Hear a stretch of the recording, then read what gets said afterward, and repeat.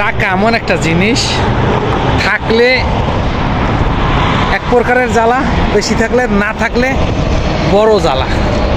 এই 500 টাকা নিয়ে আমি এই 10 মিনিট হাঁটতেছি কাজ বন্ধ করিয়া থুইয়া। কারণ হলো একটা কাজ করছি কোম্পানির না জানা শর্তে 300 রিয়ালে।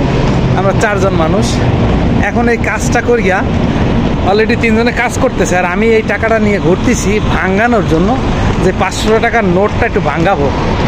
এমন সৌদি আরবে বসবাস করি, কারো কাছে এই 500 টাকা ভাঙতে পাইতেছি না। মনে হয় 50 জন মানুষের কাছে জিজ্ঞেস করলাম, সবাই বলতেছে ওয়াল্লাহ সার্ফ মাফি, সার্ফ মাফি, সার্ফ মাফি। সার্ফ মানে খুচরা মাফি, খুচরা টাকা নাই। এখন এই 500 টাকা যদি আমি না ভাঙাইতে পারি, আমি এখান থেকে 300 টাকা নিতে পারবো না।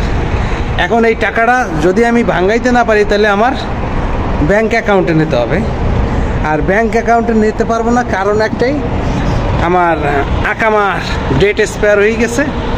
আমি আসার পরে গতকাল কিন্তু আকামা লাগাইছে, আকামার টাকা ঢালছে। এখন এই আকামাটা আপডেট করতে হইলে আমার ব্যাংকে যাওয়া লাগবে। ব্যাংকে যাইতে পারতেছি না, যার কারণে আপডেট করতে পারতেছি না। এখন এই টাকাটা আমার সাথে যারা কাজ করতেছে তাকে এখনই দেওয়া লাগবে ভাঙাই, যেহেতু কাজটা আমি রাখছি, কোম্পানি জানে না। এখন এই টাকাটা আমি কোথাটা ভাঙাবো? নাই। শেষ 14 মিনিট হাঁটার পরেই এই মার্কেটে আইলাম, লুলু মার্কেটে। 500 টাকা ভাঙাইতে পারলাম না। এই হলো সৌদি আরব। এখন সৌদি আরবে যদি 50 পয়সা দিয়ে একটা পানি কিনে খাওয়া হয়, তা খায় এটিএম কার্ডে, মারে কার্ডটা। আর কার্ড এখন বোঝা পায় না সৌদিরা কার্ড বোঝা পায় না, কারণ একটাই, মোবাইলে সফটওয়্যারটা নামাই লইছে। ওই সফটওয়্যার দিয়ে 50 পয়সা একটা পানি কিনছে, ওই পানিটা ওইখানে মোবাইলটা পাঞ্চ করছে, পাঞ্চ করার সঙ্গে সঙ্গে 50 পয়সা কাটিয়ে নিয়ে গেছে। এখন কোনো সৌদির কাছে, বাঙালিদের কাছেও যারা মানে বৈধ আছে, তারা প্রত্যেকেই এই ওয়াইফাই এটিএম কার্ড বানাই নেছে। আমার মানি ব্যাগে 3টে কার্ড আছে, একটা কোম্পানির, 2টা পার্সোনাল।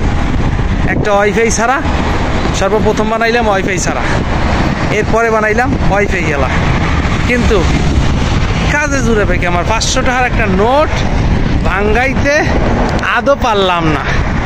এখন এই টাকাটা এখন কী হবে? এই টাকাটা হবে, আমি আমার কোম্পানির আরেকটা লোক আছে, নাম হয়েছে পারদীপ বা রাজু, ও 2 জনের যে কোনো একজনের অ্যাকাউন্টে এই টাকা 300 ট্রান্সফার করবো।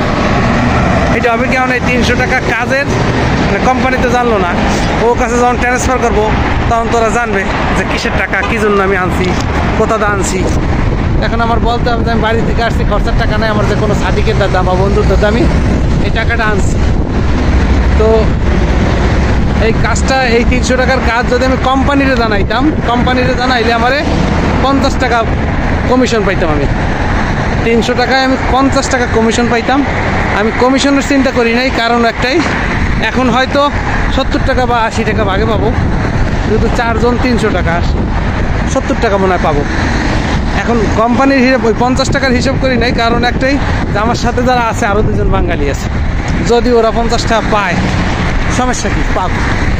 এই উদ্দেশ্যেই এই টাকাটা ভাঙানোর জন্য এত দূর হাঁটতেছি, ওরা কাজ করতেছে। তো সবাই ভালো থাকবেন, সুস্থ থাকবেন।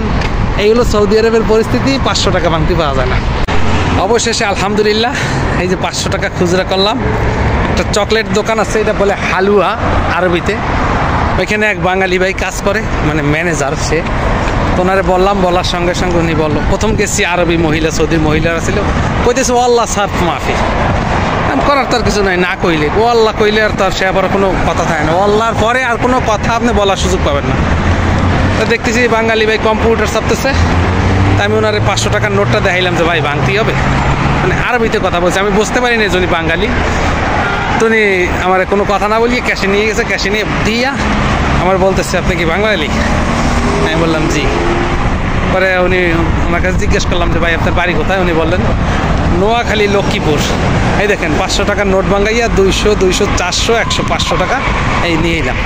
তো যাক আলহামদুলিল্লাহ, এই বাঙালি ভাইয়ের ওসিলায় টাকাটা অবশেষে ভাঙাইতে পারলাম। ভালো থাকবেন, সুস্থ থাকবেন। আর আমি যেন এরকম টাকা ইনকাম করি। টাকা এমন একটা জিনিস,